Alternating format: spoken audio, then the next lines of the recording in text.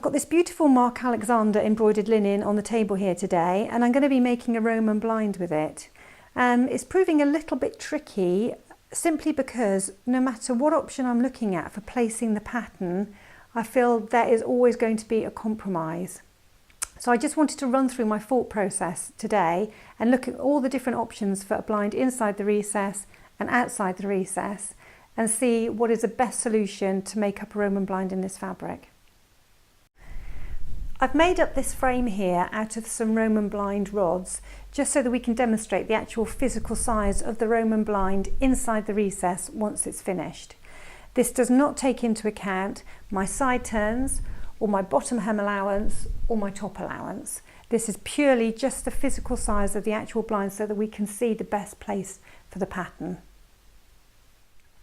So looking at this, it looks like this would be the best place for the pattern on the blind because I've got an equal amount of fabric at the top and the bottom here above this embroidery and below this embroidery here.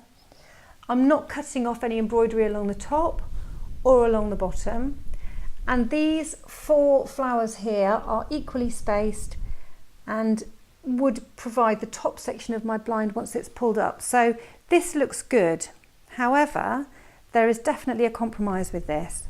As you can see down this side here, we've got some embroidery, so we're going into the next pattern on this side. But on the other side of the blind, there is no embroidery, so that doesn't kind of match up across the blind. Secondly, once the blind is pulled up, this would look lovely to have these 4 flowers across the top of the blind once it's pulled up. However, imagine the blind is pulled up and this is what you would see. For me, that is too deep for the actual size of the window. The drop on this window is 116.5 centimetres, and I'm probably going to be blocking out 1/4 of that with the blind pulled up in this position. So what you would potentially do is make it so that when the blind is pulled up, you see approximately 15 centimetres of pattern. You'll be chopping it off once it's pulled up, and that is a compromise with the blind inside the recess. Do you block out the light and keep your 4 flowers across the top perfectly spaced? Do you make your rod pockets closer together and have a top allowance which is less, but you're cutting off these embroidered flowers here? Can you tolerate having 2 embroidered flowers on this side but nothing on that side? So this looks good on the top, but it's not perfect. So now I'm thinking of maybe taking the blind outside the recess and see if I can do any better with that. So this is my second option for a blind outside the recess.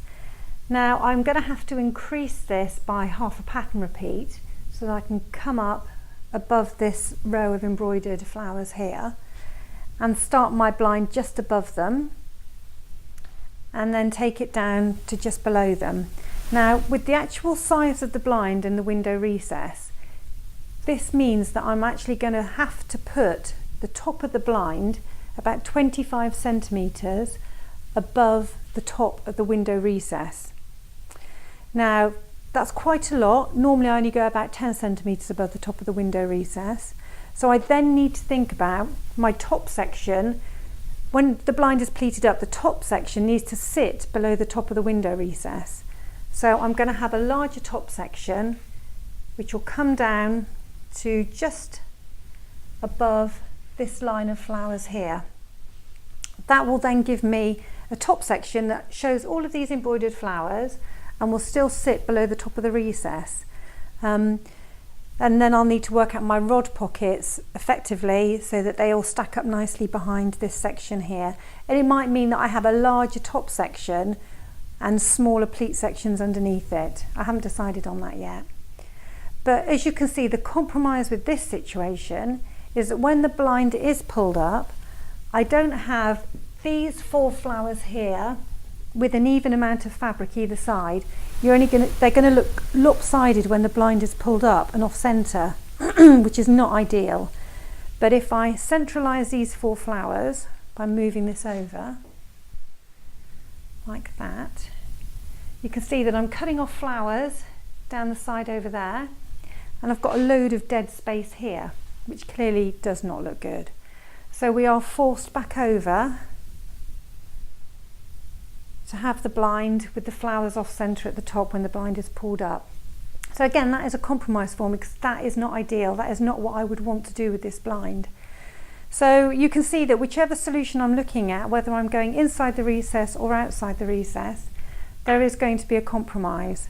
There is no right or wrong. It's down to the customer, down to the fabric that you're using, and down to getting the best out of the fabric that you've got. I've laid my inside the recess frame back on top here so I can compare the two, and looking at it like this, I'm preferring this option with the 4 flowers evenly spaced across the top, rather than the 4 flowers off centre at the top on the blind outside the recess. I know I'm cutting off some of the embroidery down this side and we have no embroidery on the other side, and that kind of frustrates me, but I think this is looking the better option at the moment. But what I'm going to do is I'm going to just inch this down a little bit so that I can have the top of the blind sitting probably about just a centimetre above the flowers here, these 2 flowers. When the Roman blind is pulled up, I'm going to make it so that I have got approximately 18 centimetres of these flowers showing. Now this isn't ideal because I would have wanted to have shown all the flowers, but that's going to be blocking out too much light. So just bring that down a little bit.